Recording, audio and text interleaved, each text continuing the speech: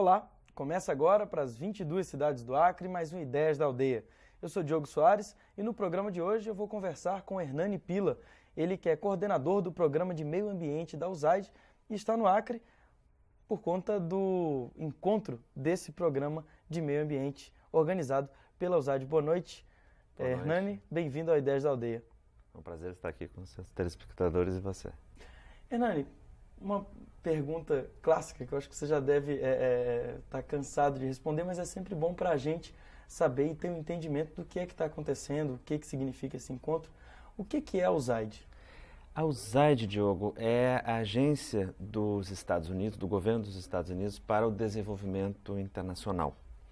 A USAID foi criada em 1961, já há bastante tempo atrás, pelo então presidente John Kennedy, para, num primeiro momento, auxiliar na reconstrução dos países em desenvolvimento. Hoje, a USAID tem 5 grandes áreas de atuação. Nós estamos presentes em mais de 100 países e com certeza, o dos doadores, das grandes doadores das Nações Unidas, Comissão Europeia, nós somos ainda o primeiro ente responsável pelo desenvolvimento internacional em vários países do mundo.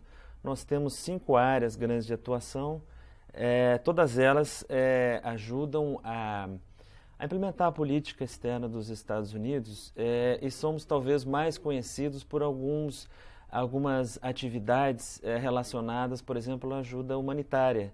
Os telespectadores devem ter ouvido falar ou ter visto as imagens do tsunami no Sudeste Asiático e a USAID foi muito elogiada pela pronta atuação humanitária para ajudar as vítimas do tsunami.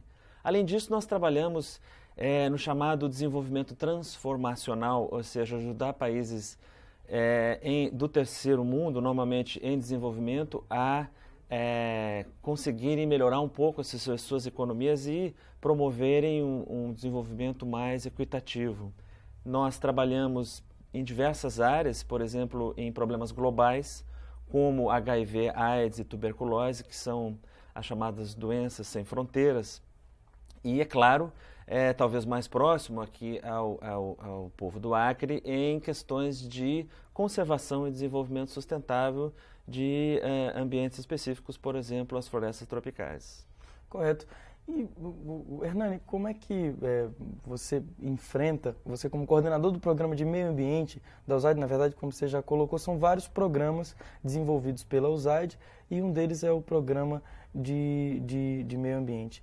E essa política externa de ajuda humanitária americana, ela começou logo depois da Segunda Guerra Mundial, quando os Estados Unidos se tornam uma grande potência mundial. Como é que a USAID, fazendo um trabalho que é um trabalho bacana, às vezes enfrenta os comentários ou uma certa reatividade dos próprios países de terceiro mundo, o Brasil não é um caso diferente, de que a USAID seria mais um braço do governo americano para estender a sua influência sobre esses outros países? É uma questão que é sempre recorrente, né? Principalmente na Amazônia. Nós inevitavelmente temos que responder essas questões que para nós assim são até certo ponto secundárias e relevantes em relação à nossa missão.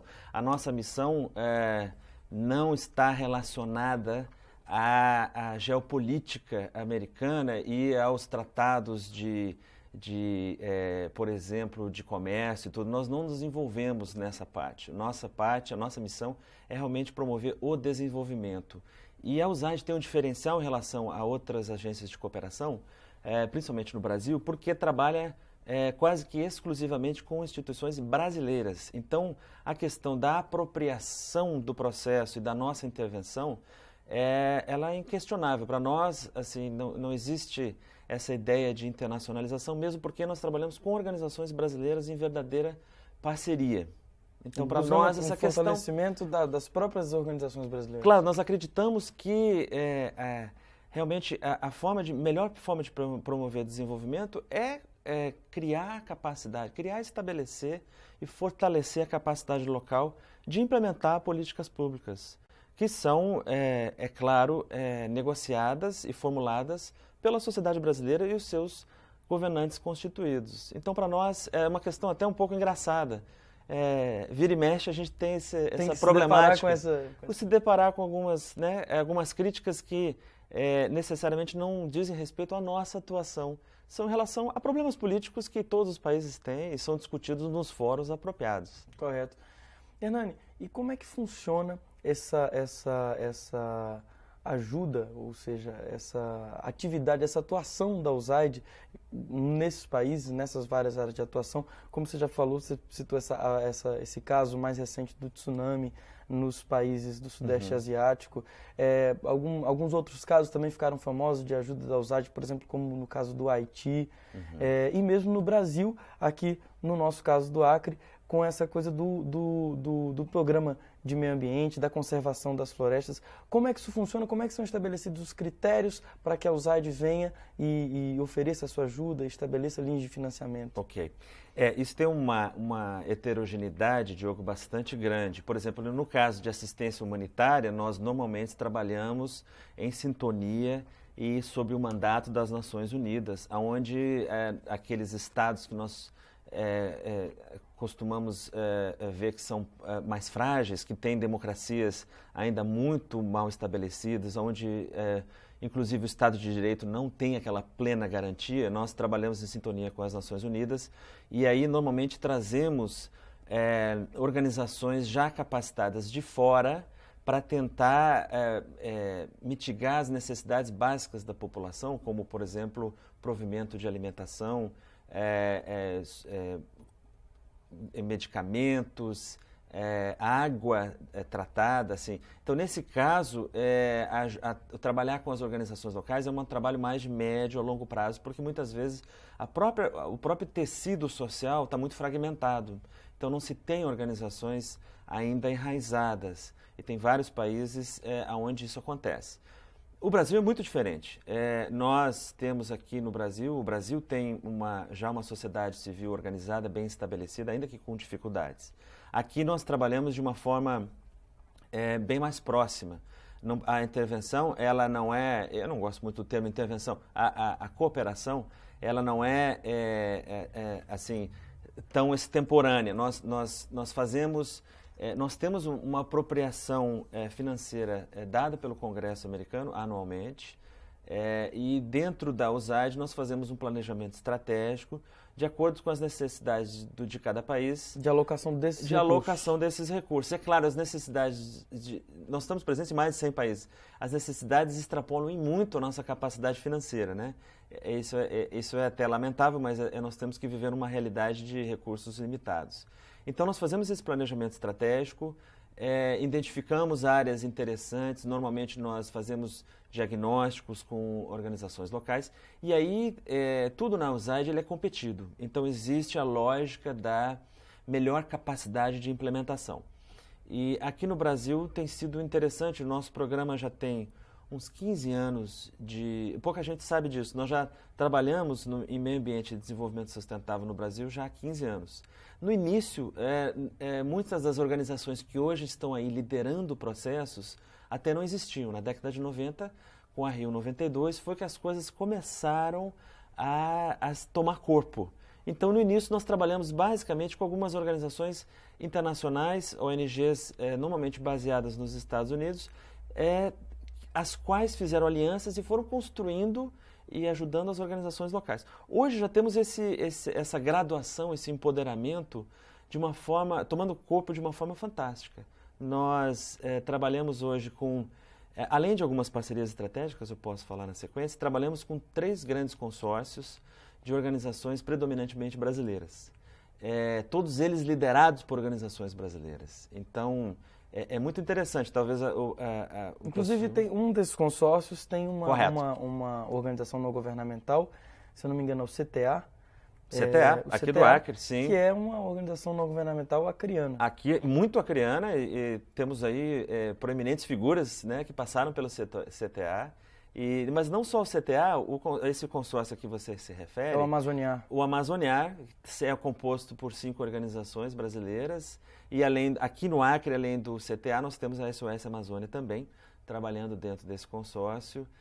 além da Associação Canindé, de Rondônia, Porto Velho, do Conselho Brasileiro de Manejo Florestal. E o WWF Brasil. E o WWF, mais do que Brasil, Acre, é verdade, né, que lidera esse processo. Os escritórios centrais são em Brasília, mas o WWF Acre lidera, é chamado ponto focal desse consórcio. Mas eles trabalham de uma forma extremamente cooperativa aqui no Acre. Hernani, e falando em cooperação, né, você tem a cooperação financeira, a cooperação técnica e a cooperação humana. Uhum. Como é que você avalia hoje essa evolução da década de 90 para a situação que a gente tem hoje dos movimentos sociais organizados no Brasil no que diz respeito à área de meio ambiente?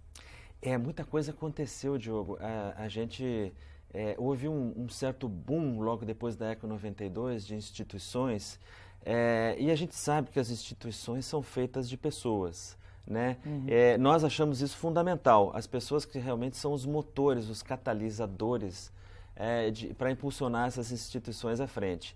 O que a gente observa recentemente, e a USAID teve um programa dentro da estratégia anterior, 98-2003, especificamente voltado à capacitação de pessoas, de tomadores de decisão, de líderes comunitários, de técnicos ambientalistas, especialistas em conservação. Esse programa se chamava Natureza e Sociedade. O que aconteceu? Nós estávamos propiciando o profissionalismo e a melhor capacitação dessas pessoas para exercerem as suas funções. Apoiamos aí várias dezenas de profissionais, muitos deles hoje e delas estão em posições de governo, de sociedade civil, passando um pouco dessa experiência e traduzindo todos aqueles sonhos e todo aquele aprendizado em políticas públicas concretas. Então isso para nós é difícil de quantificar, mas um elemento qualitativo da cooperação fundamental. Na verdade, são os atores sociais que provocam a mudança de paradigma, que é o que eu acho que está, pelo menos, começando a acontecer aqui no Acre, como um laboratório mesmo. Bacana. Hernani, e quais são, dentro do programa de meio ambiente, do qual você é coordenador, quais são as principais atividades que acontecem hoje no Brasil? Bom, Diogo, o nosso programa, a USAID é um pouco diferente de outras agências bilaterais, multilaterais, porque nós trabalhamos em estratégias de resultados. A gente desconstruiu um pouco aquela ideia antiga da matriz lógica do projeto, que é uma coisa muito encaixotada. É mais flexível hoje em dia. Nós temos uma matriz de resultados onde nós estabelecemos metas, indicadores e procuramos adequar as nossas ações àquele objetivo último. Nós trabalhamos com estratégias que variam de 5 a 6 anos, o que também é um diferencial, porque você sabe, fazer cooperação internacional e o desenvolvimento sustentável são processos longos. Nós só não trabalhamos de forma mais longa porque temos limitações orçamentárias de planejamento, porque os nossos recursos são apropriados do Congresso. Então, a atual estratégia da USAID foi muito negociada, foi trabalhada com várias audiências públicas, com parceiros, tivemos uma consultoria especializada e hoje trabalhamos com uma estratégia que tem basicamente 3 pilares. Ela se apoia num tripé de ações transversais complementares. Um desses tripés é o que nós chamamos de o manejo propriamente dito, estrito sensu, que é trabalhar com unidades de conservação, na cogestão das unidades de conservação, seja de que natureza elas sejam, pode ser uso direto, uso indireto, de forma que essas unidades de conservação possam, associadas àquelas zonas tampão fora, as zonas de amortecimento, possam transformar-se numa paisagem um pouco mais sustentável. Então, aí dentro desse componente, nós temos atividades de manejo florestal, nós apoiamos um pouco o estudo da dinâmica da floresta em termos, por exemplo, do manejo dos recursos naturais, dos ciclos de corte das árvores, da melhor extração das essências, óleos, sementes, etc. E, além disso, dentro desse componente, nós também temos outras ações que trabalham um pouco mais próximos às comunidades que são responsáveis pela gestão dos recursos naturais. Um segundo pilar é justamente fazendo o elo entre essas comunidades e o mercado potencial para os produtos da floresta, tentando fortalecer um pouco essa relação, porque para as comunidades é extremamente difícil, nós estamos vendo isso, acessarem mercados que estejam dispostos a remunerar aqueles serviços ambientais, a extração do produto da floresta de forma sustentável. Então nós tentamos trabalhar com comunidades fazendo planos de negócios, capacitando o líder comunitário, trazendo informação sobre mercados, trabalhando com aquelas empresas que têm aquela ética do negócio sustentável. Esse seria o nosso segundo elo, o nosso segundo pilar do programa. E um terceiro pilar, que é um pouco complementar a esses, é justamente o manejo da paisagem, é o monitoramento das áreas de cobertura vegetal, é o monitoramento do fogo, é a parte de sentar com as comunidades e tentar fazer aquele zoneamento participativo, à luz dos zoneamentos que são feitos também pelo poder público, ou seja, é o que nós chamamos das paisagens sustentáveis. Então, esses três pilares, eles trabalham de uma forma bastante integrada, tentando gerir o território de uma forma participativa e sustentável. Bacana. Hernani, a gente vai para um rápido intervalo, daqui a pouquinho a gente volta. Não sai daí, daqui a pouco a gente volta nesse papo com Hernani Pila.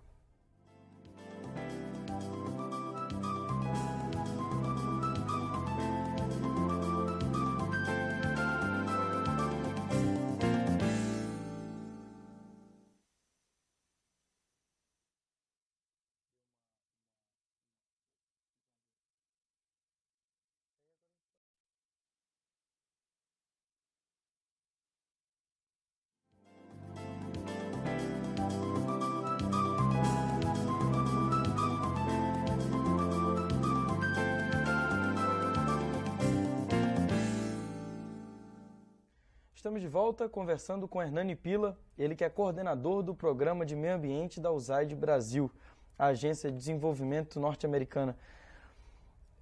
Hernani, no bloco anterior nós falávamos dos três pilares em que se baseia a USAID para a sua atuação nos países em que ela atua, mais especificamente no Programa de Meio Ambiente, o Programa de Meio Ambiente que tem uma importância muito grande junto aos movimentos sociais e mesmo às políticas públicas estabelecidas dentro do país.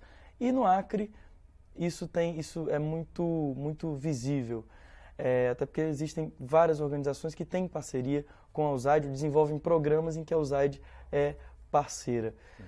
E agora, aqui no Acre, está acontecendo o encontro anual do Programa de Meio Ambiente da USAID. Como é que está sendo esse encontro?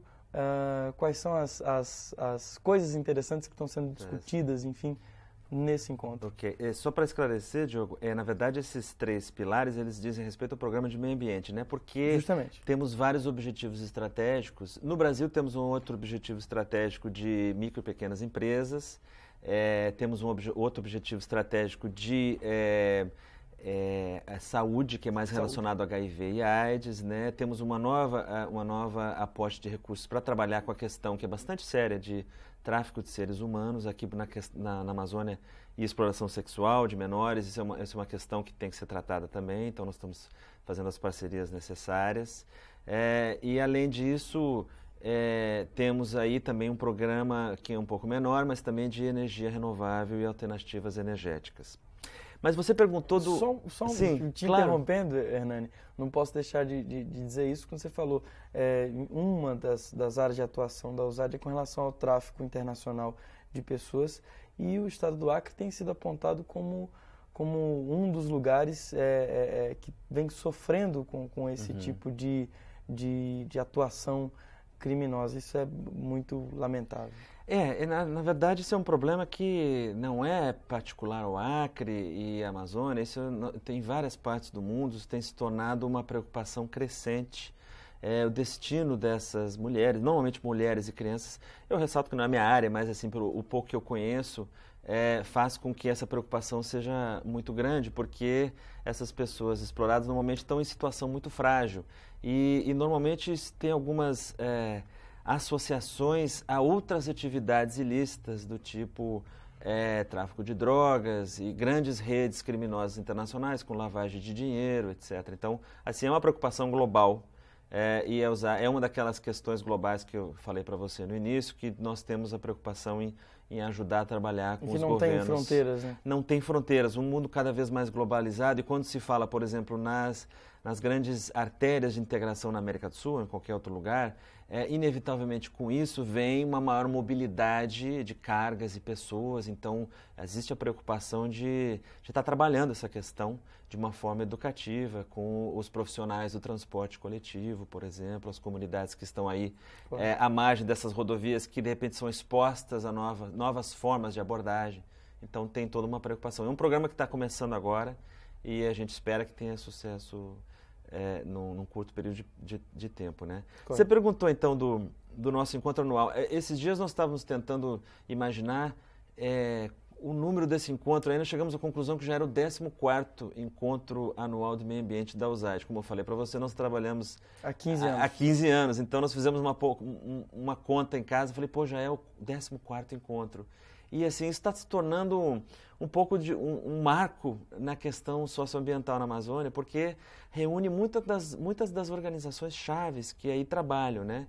Então, nós trouxemos o nosso encontro ao Acre no primeiro ano, foi em 2000, se não me engano em dezembro de 2000, tivemos aí a participação do governador Jorge Viana por praticamente um dia inteiro, muito engajado com os nossos parceiros, e nós trouxemos o nosso encontro ao Acre porque identificamos nessa combinação de floresta com cidadania, florestania e toda aquela questão de tentar trabalhar um pouco a quebra do paradigma do desenvolvimento como a gente conhece na Amazônia, e resolvemos apostar nessa ideia. Então, o encontro desse ano, o fato de nós voltarmos ao Acre, tem um pouco também uma recapitulação, esse é um dos objetivos do nosso encontro, e uma troca de experiências entre os parceiros que estão trabalhando de forma cada vez mais cooperativa.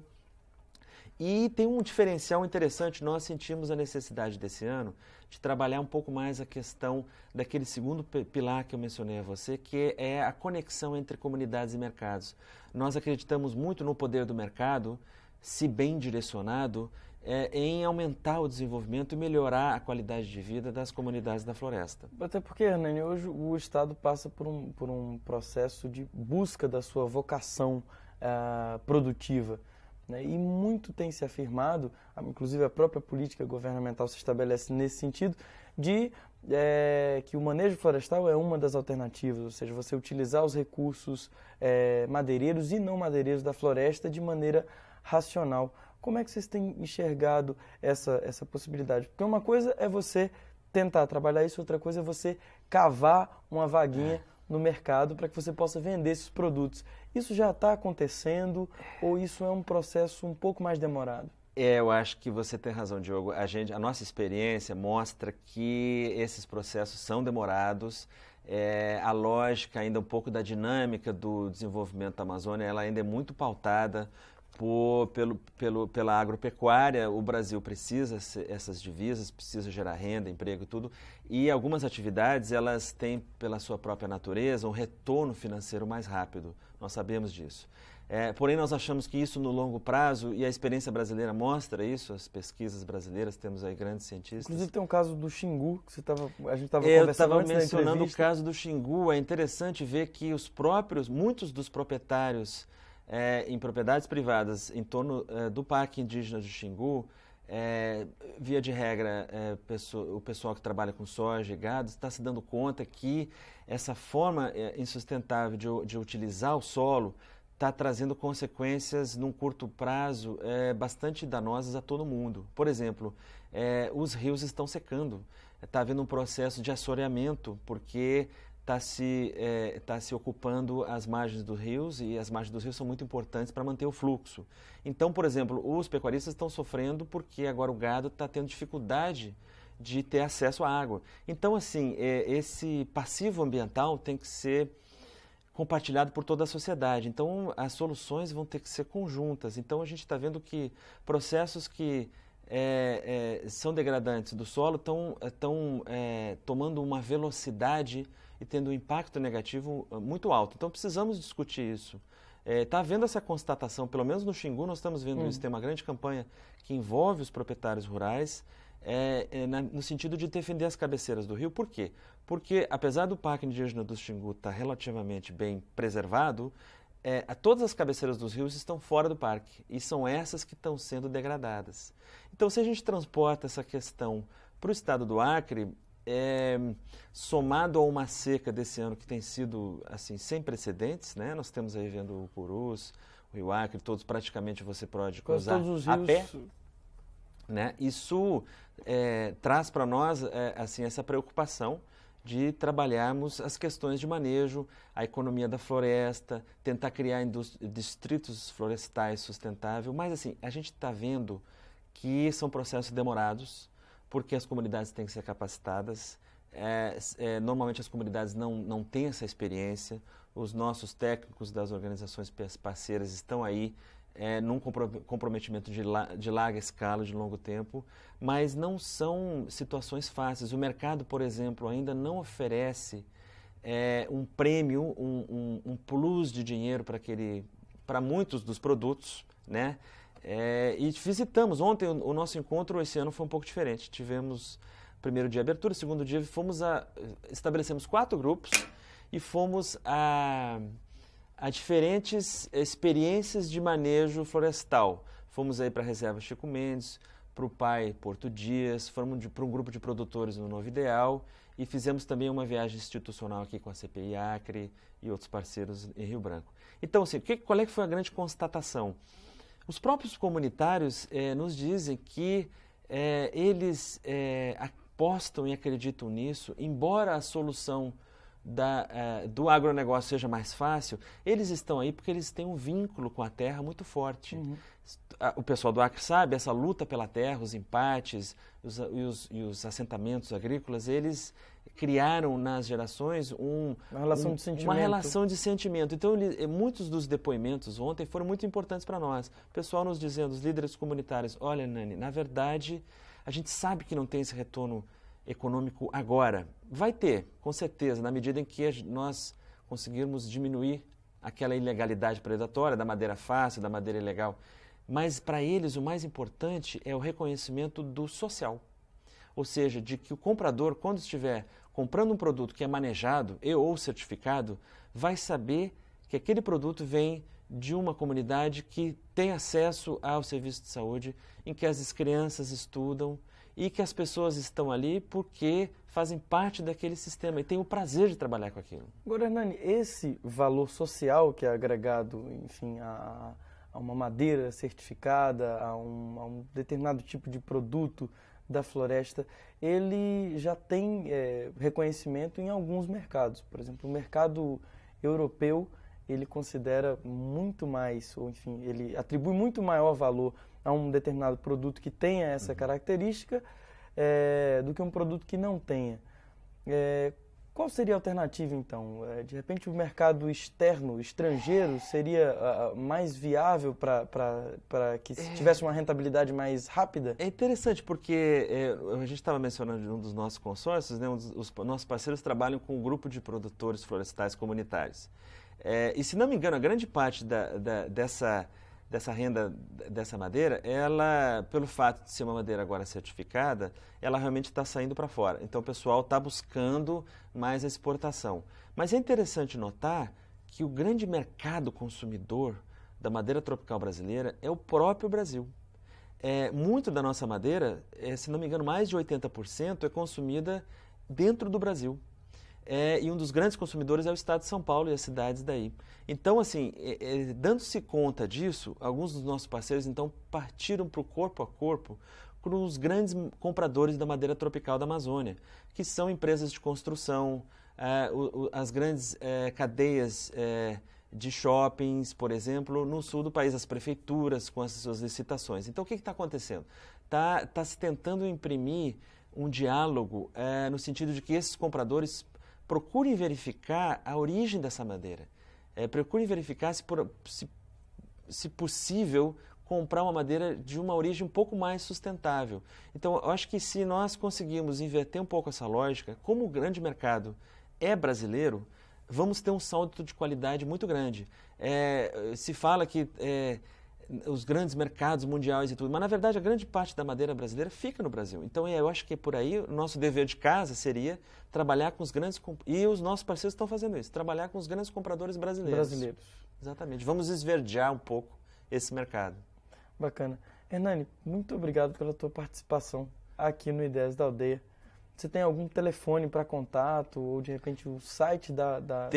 Passamos a produção, não sei se é possível a gente coloca na tela. Nos caracteres. O prazer foi todo nosso, nós temos um vínculo muito bom com o telefone é o 61 312 7235. Tem que colocar um 3 na frente agora, mudou, né? 3312. Correto. 7235, falta um 3zinho aí na frente. E tem um site também. Tem um site. O nosso site da USAID Brasil está em construção, mas eu encorajo os telespectadores a visitarem o site da Embaixada, que tem muita informação.